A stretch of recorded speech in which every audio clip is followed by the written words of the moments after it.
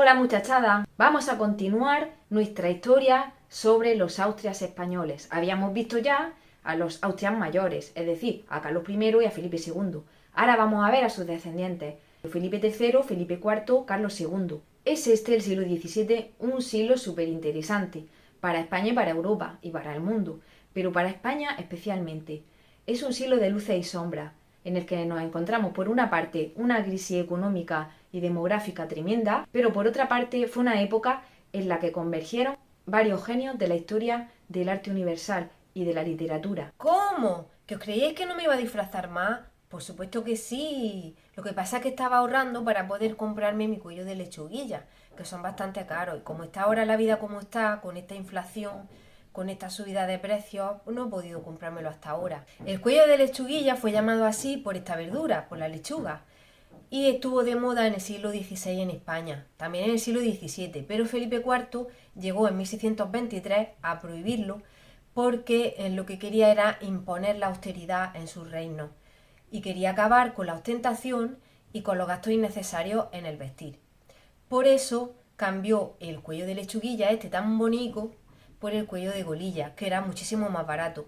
Mientras que el cuello de lechuguilla costaba unos 200 reales, el cuello de golilla te podía costar unos 4 reales. Era muchísimo más barato. Así que yo estoy tan contenta con mi cuello de lechuguilla.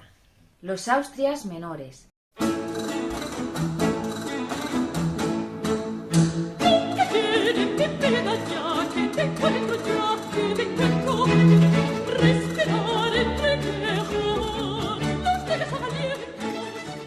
Conocemos como Austrias menores a los reyes que sucedieron a Felipe II.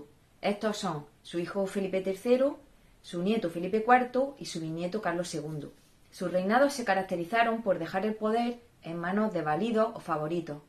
Durante el siglo XVII, los monarcas siguieron luchando por conservar el imperio y por defender el catolicismo. Felipe III.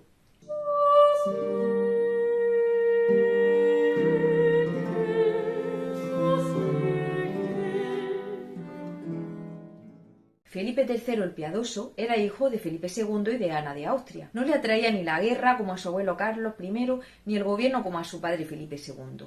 Sobre Felipe III cuentan las fuentes que era un hombre perezoso y con falta de energía. Tenía una formación intelectual escasa y mediocre. Físicamente no era feo, normalico, rubio, pálido y de ojos azules. Su padre, Felipe II, llegó a decir sobre él: «¡Ay! Me temo que me lo han de gobernar. Dios, que me ha dado tantos reinos, me ha negado a un hijo capaz de regirlos». Fue el que comenzó la moda de los válidos, los favoritos o privados del rey o personas de la aristocracia en las que el rey depositaba su confianza.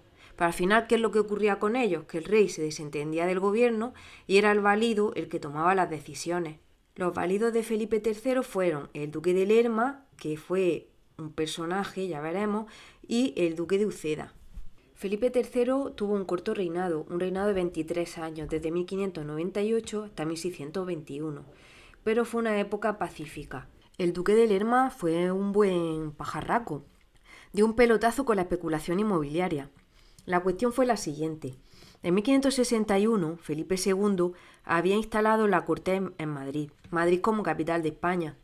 40 años después, su hijo, Felipe III, ordenó su traslado a Valladolid.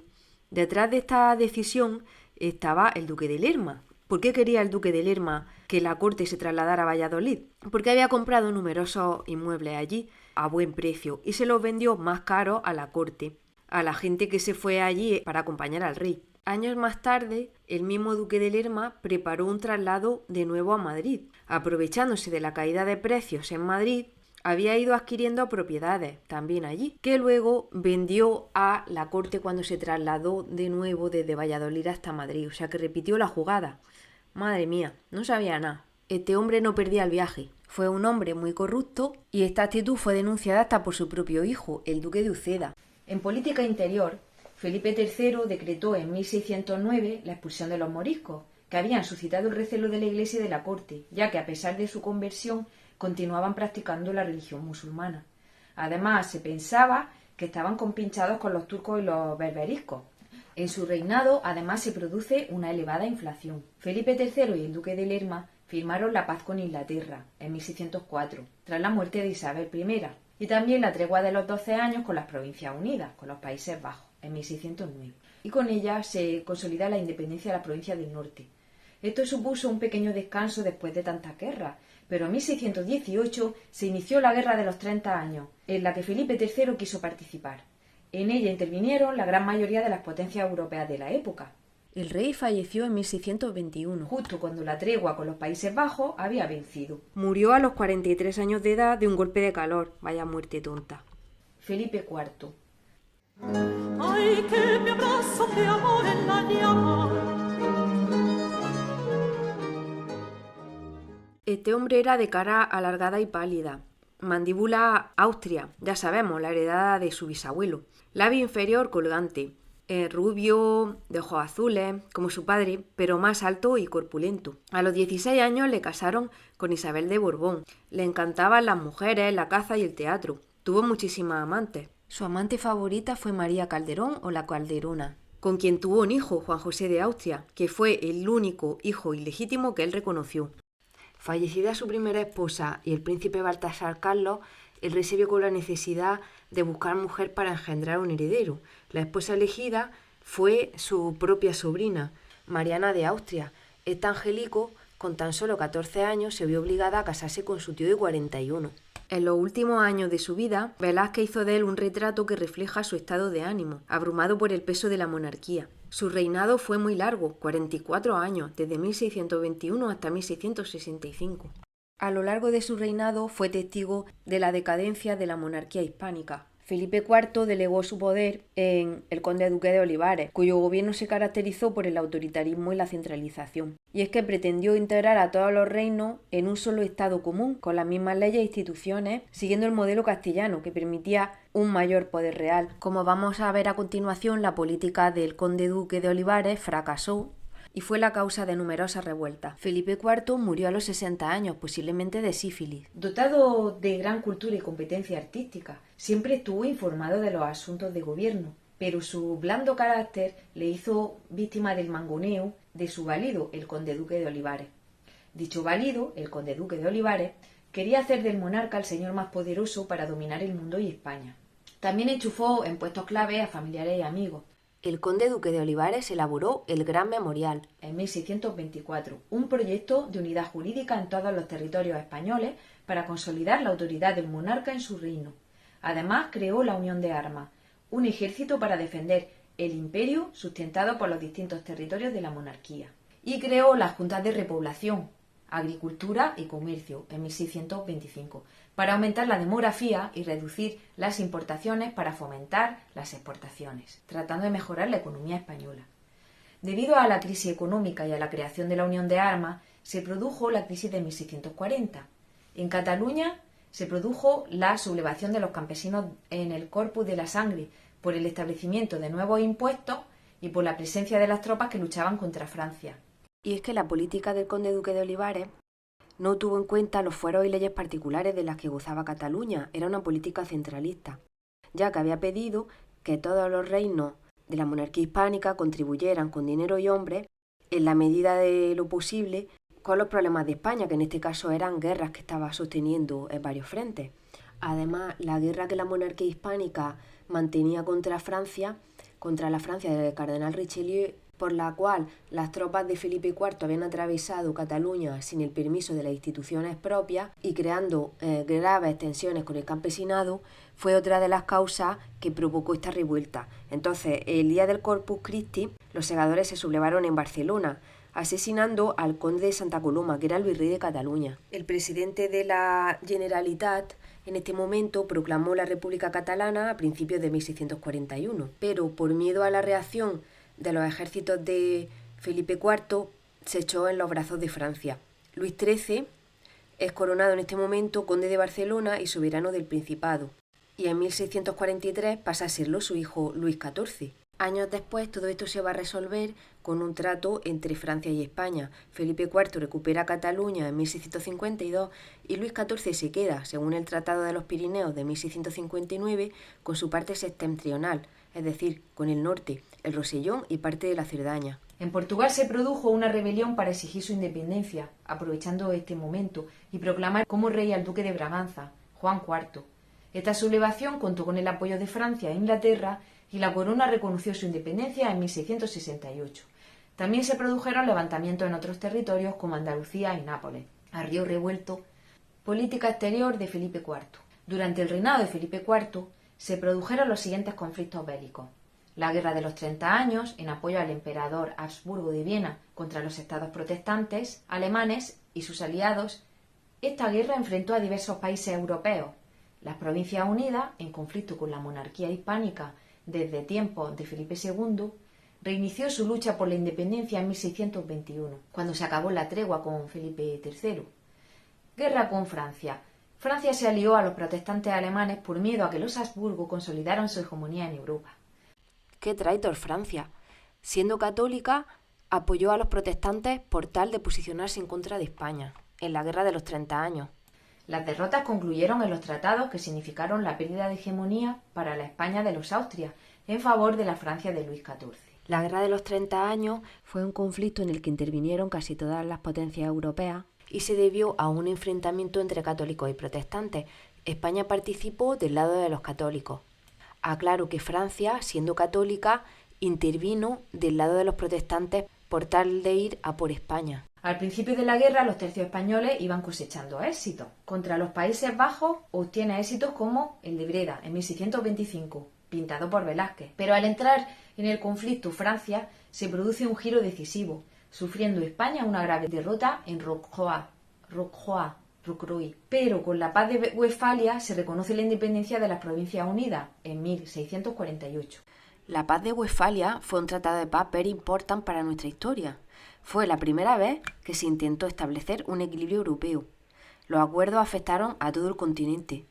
Algunos de los cambios que supuso son que el emperador del Sacro Imperio Romano Germánico tuvo que renunciar a sus intenciones centralizadoras, quedando el imperio dividido en numerosos estados, que por eso sale siempre en el mapa con muchos colorines y por eso se tiene que delimitar el Sacro Imperio con una línea. Las fronteras se tienen que delimitar así para que se vea claro qué ocupaba.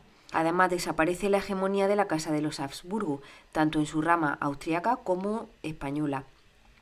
Por otra parte, la monarquía hispánica pierde su hegemonía y en su lugar asciende Francia como la potencia hegemónica de Europa. Y también España reconoce la independencia de las Provincias Unidas de los Países Bajos y Suecia se convierte en la potencia hegemónica del Báltico. Los enfrentamientos entre España y Francia culminan en la Paz de los Pirineos, por la que Francia recibió los territorios del sur de Flandes y el norte de Cataluña, y se concertó la boda con María Teresa, hija de Felipe IV. Esto es un culebrón muy grande, porque resulta que Luis XIV se había casado con la hija de Felipe IV y su primera mujer, Isabel de Borbón. Entonces, en esta época, en 1667, se inicia la Guerra de Devolución, un conflicto bélico entre España y Francia que ganó Francia en 1668. Comenzó con la invasión de Luis XIV de Francia de los Países Bajos españoles con la excusa de que no le había pagado la dote prometida de su esposa María Teresa de Austria y Borbón, que es la hija que acabo de comentar de Felipe IV con Isabel de Borbón. Al final, Francia devuelve a España el Franco Condado a cambio de plazas flamencas tras la paz de Aquisgrán. Carlos II.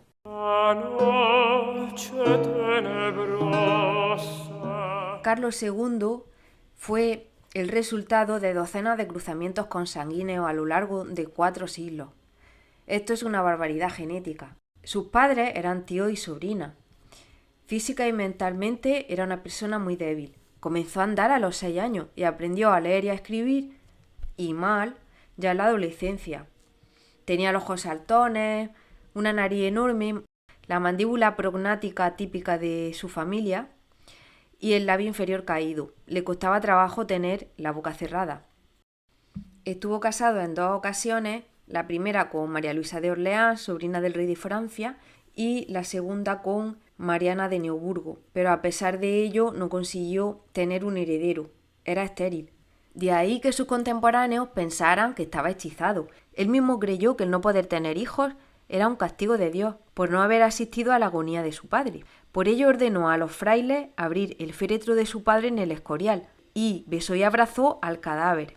Hizo lo mismo con otros muertos de su familia. Le hicieron todo tipo de exorcismos y tuvo que beber todo tipo de bebidas horribles para ver si se deshacía del hechizo. Al fallecer su padre, Felipe IV, él tenía tan solo 4 años, por tanto, no podía reinar. Tuvo que ejercer de regente su madre, Mariana de Austria, que gobernó apoyándose en su valido y confesor, el jesuita alemán Juan Everardo Nithard. Al cumplir 14 años, el rey, Carlos II, terminó su minoría de edad y ya podía reinar. En el ámbito internacional se sucedieron continuas derrotas militares y pérdidas territoriales a favor casi siempre de Francia. En su reinado se reconoció la independencia de Portugal en 1668 y con Francia firma varios tratados de paz, por ejemplo el de Aquisgrán, el de Nimega, con pérdidas territoriales para España. La paz de Lisboa supuso la independencia de Portugal. La paz de Nimega, por ella Francia se anexiona el Franco Condado y otras plazas flamencas que pertenecían a España y que le permitían cerrar su frontera norte. Carlos II tuvo como válido a su hermanastro Juan José de Austria. Su muerte sin descendencia puso fin a la dinastía de los Austria. La crisis económica del siglo XVII. El siglo XVII fue el siglo de la pérdida de la primacía española en el mundo y el de la importancia de la figura del válido. Fue un periodo de crisis económica y política en toda Europa, pero en los territorios gobernados por los Austrias fue más grave. Además, en este periodo se produjo un descenso brusco de la población en los territorios de la monarquía hispánica, especialmente en Castilla, debido al clima, porque se produjeron muchas inundaciones y sequías. El mal tiempo provocó malas cosechas y hambruna. Además, las epidemias se cebaron con una población que estaba muy debilitada por la mala alimentación, teniendo las defensas bajas, destacando las epidemias de peste. La expulsión de los moriscos en 1609 también contribuyó al descenso de la población. Fue muy malo. Esta medida fue muy mala. La constante migración a la India en busca de una mejor vida fue otro motivo para que disminuyera la población. Las numerosas guerras que tuvieron lugar a lo largo del siglo XVII. Muchos hombres jóvenes en edad fértil murieron. Luego, la expulsión de los moriscos fue también negativa para la agricultura. El campo quedó despoblado, sin mano de obra. Además, el descenso de población produjo un descenso de la demanda de productos. La economía de las colonias se diversificó y comenzaron a autoabastecerse de productos básicos, lo que dio pie a una progresiva emancipación de las colonias americanas del monopolio de Sevilla. Se sintieron fuertes. Dijeron, oye, nosotros podemos producir nuestras cositas. Por último, las riquezas traídas de América no se gestionaron bien. Se emplearon en comprar más tierras para vivir de las rentas, no invirtiéndose en promover la industria. Por ello, la industria de paño y seda se vio muy reducida con respecto al siglo XVI. A ello se sumó la competencia extranjera y el atraso tecnológico. España no aprovechaba los recursos que tenía. Por poner un ejemplo, vendía lana al extranjero y compraba las telas hechas por el extranjero. Las guerras continuas que tuvieron lugar a lo largo de este siglo fueron otra de las causas de la crisis económica. El oro y la plata de la India se dilapidaron financiando la guerra. Además, comenzaron a llegar menos cantidad de remesas. Las bancarrotas eran frecuentes. Para hacer frente a esta situación, se subieron los impuestos en Castilla y se pidieron créditos por un interés alto, lo cual aumentó la deuda. Se devaluaron las monedas de cobre. Se vendieron títulos de la nobleza, deuda pública y cargos de la administración, a la vez que se confiscaba plata que llegaba de América a los particulares. La crisis, como siempre, afectó sobre todo a los más pobres. La subida de impuestos y el desabastecimiento sumió en la pobreza a la mayor parte de la población, ocasionando numerosas revueltas. A las ciudades llegaron muchos campesinos arruinados y sus calles se llenaron de muchas personas marginadas, pícaros, vagabundos, mendigos, etc. Para resumir, la crisis económica española del siglo XVII se debió al descenso de la población y a las continuas y agotadoras guerras. España fue víctima de su propio imperio que, como todos los que se han creado a lo largo de la historia, estaba condenado a desaparecer. Desigualdades sociales en la época de los Austrias. La sociedad en esta época era estamental. Un estamento es un grupo social caracterizado por determinadas condiciones económicas, legales y jurídicas. A diferencia de la sociedad en la que hoy vivimos, que es una sociedad de clases, en esta época era casi imposible cambiar de estamento. El que nacía pobre moría siendo pobre.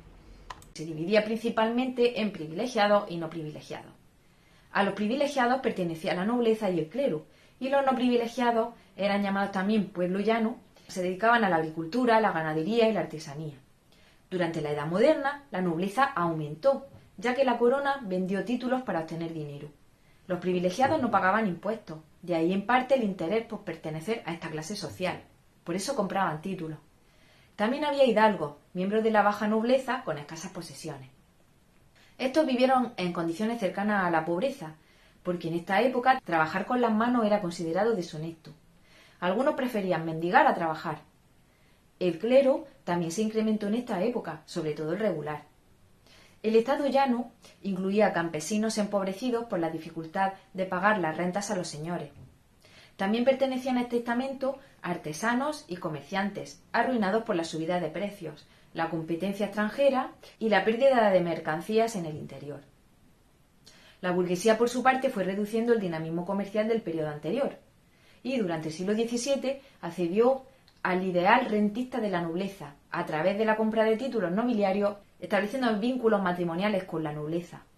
La sociedad del siglo XVII era intolerante con las minorías religiosas y raciales, lo que afectó a los moriscos y judíos conversos. Por ello se establecieron estatutos de limpieza de sangre, que excluían del acceso a determinados cargos a quienes tuvieran antepasados judíos o musulmanes. A los sospechosos de herejía, la Inquisición los sometía a autos de fe. En 1609, como ya hemos visto, Felipe III expulsó a los moriscos, lo que trajo malas consecuencias para la economía, como hemos visto también, así como una pérdida de diversidad. En esta época, además, la discriminación por género era normal. Las mujeres podían heredar, pero mientras los hombres recibían tierra y dinero en metálico, ellas recibían ropa, joyas y enseres del hogar. Además, dependían del marido para gestionar sus bienes. Sus salarios eran menores y no podían desempeñar oficios públicos. La vida en el siglo XVII. El 80% de la población vivía en el campo. Las ciudades eran pequeñas, excepto algunas como Sevilla, que era la ciudad más poblada de la península, con 130.000 habitantes. En la sociedad había un gran contraste entre estamentos privilegiados y no privilegiados. Esto se dejaba sentir en todo, en la vivienda, en la apariencia, en la alimentación, etc. El pueblo se alimentaba en general muy mal. La carne era para los ricos y era como un indicador de tu poder adquisitivo. El plato que se comía con más frecuencia era la olla, realizada con tocino, carne y verdura. Esta era la época de la picaresca. Los pícaros eran personas que no tenían ni nada y que sobrevivían con sus trabajos, que consistían en llevar cargas de un sitio para otro, con lo que podían entrar en casa o desaparecer con la carga que se le había confiado. Aparte de mendigos, caldereros, pregoneros, mozos de mulas, traficantes, inválidos, podía encontrar también mucho en las calles prostitutas. Y es que la mala situación económica de la España del siglo XVII dio lugar al aumento de delincuentes y vagabundos. Así se hizo muy frecuente esta vida picaresca, que está retratada en libros como El Lazarillo de Tormes. Como curiosidad musical, os contaré que a Felipe IV le encantaban las zarzuelas, y resulta que él había mandado construir el Palacio de la Zarzuela. Era un palacete real de Madrid situado en una zona de zarza en los bosques del Pardo, en el que Felipe IV va a instaurar la costumbre de representar comedias con música para la distracción de la corte. Lo que estáis escuchando es una zarzuela, de la época, claro. Es un género musical típicamente español. El arte del barroco en España, el siglo de oro. El barroco se desarrolló durante el siglo XVII y la primera mitad del XVIII. En arquitectura, la tendencia es usar materiales de bajo coste, como el ladrillo, reservando la piedra para las fachadas, para lo que más se ve, guardar la apariencia. Podemos distinguir dos etapas. En la primera etapa, durante las primeras décadas del siglo XVII, continúa presente el estilo herreriano, cuya característica es la austeridad decorativa. Por ejemplo, esto lo encontramos en la Plaza Mayor de Madrid, de Juan Gómez de Mora. La segunda etapa, a mediados del siglo XVII, se impone una mayor decoración. Pedro Rivera demuestra su genio en la decoración de las fachadas del Hospicio de San Fernando de Madrid, cuyas puertas y ventanas están enmarcadas con molduras de piedra. Fernando de Casas y Novoa diseña la fachada del obradoiro de la Catedral de Santiago de Compostela, que cubre la antigua portada románica. En Andalucía encontramos espectaculares fachadas barrocas del siglo XVII, con las que concluyeron edificios comenzados en etapas anteriores, como por ejemplo la Catedral de Granada o la de Jaén. En el siglo XVIII se desarrolló un barroco más recargado, muy decorado y espectacular, también muy criticado durante el neoclasicismo. Uno de los ejemplos más claros de esto es la sacristía o el Sagrario de la Cartuja de Granada, y también otro, la portada del Palacio de San Telmo en Sevilla. En arquitectura civil sobresale la Plaza de la Corredera de Córdoba. La escultura barroca española es muy peculiar, es mayoritariamente de tema religioso. La escultura la encargaba la Iglesia y las cofradías, encargaban retablos y pasos procesionales. La finalidad de la escultura barroca era conmover a los fieles, despertando sus sentimientos. El material más usado es la madera, que se policromaba. El mármol y el bronce se utilizan con menos frecuencia. Se caracterizan por ser realistas, se ajustan a la realidad, por el movimiento y por la expresividad. Para lograr este aspecto realista utilizan postizos para el pelo, para los ojos, le colocan vestidos de tela. Podemos distinguir diversas escuelas. La escuela castellana, que se caracteriza por un hondo dramatismo, donde aparece sangre para hacerlo más realista. Autores representativos son Gregorio Fernández, con su Cristo yacente.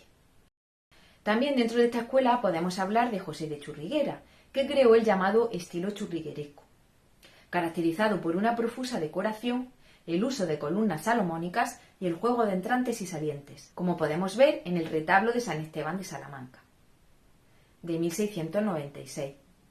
En la escuela andaluza destacan Alonso Cano con su Inmaculada, de 1655, Juan Martínez Montañés, Pedro de Mena y Luisa Roldán, hija de otro escultor, de Roldán, escultora de cámara de Carlos II. En Murcia sobresale Francisco Salcillo, con sus pasos procesionales, por ejemplo, el de la oración del huerto. Como ya sabemos, España era católica y además ya había tenido lugar la Contrarreforma. Por ello la Iglesia se propuso usar el arte para recuperar a sus fieles y mantenerlos. Aparte de la Iglesia, la monarquía, que era el otro gran poder, utilizó como género los retratos, la pintura mitológica y la histórica. También fueron frecuentes las pinturas de la vida cotidiana y los bodegones. El Salón de los Reinos concentraba un gran número de obras que ejemplifica la propaganda que se hacía de la monarquía.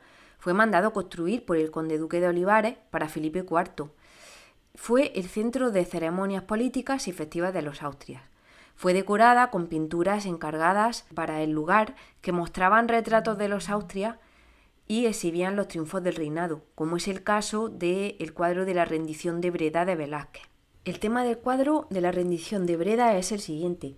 Los Países Bajos y España estaban inmersos en la Guerra de los 80 años desde 1568. Durante el reinado de Felipe III hubo una tregua, de la que ya hemos hablado, la de los 12 años, que duró hasta 1621, año de la muerte de Felipe III. Cuando la tregua terminó, se reanudó la guerra. El cuadro representa un episodio de la Guerra de Flandes ocurrido el 5 de junio de 1625.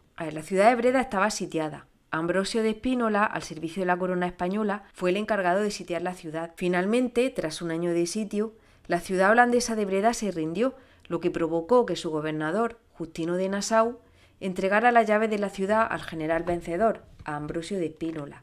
Bueno, y aquí encontramos un gesto muy elegante.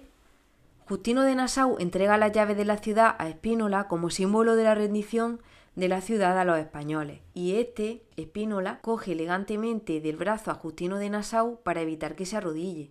Los holandeses son representados con armas caídas, escenificando la derrota.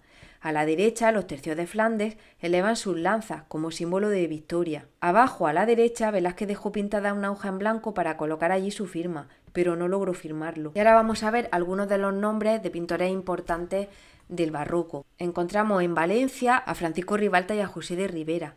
Sus obras se caracterizan por la influencia del tenebrismo italiano, cuyo mayor representante fue Caravaggio.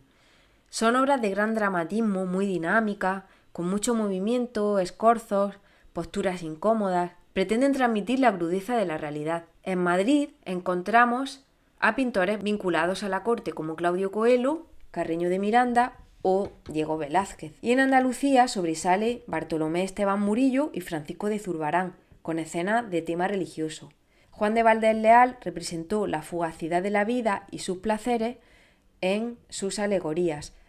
Tenemos, por ejemplo, estos dos cuadros, Inictu Oculi y Finis Gloriae Mundi. Representan los placeres terrenales como una vanidad. Al mismo tiempo recuerda que la vida es muy corta que la muerte es inevitable y que tanto a pobres como ricos les llega.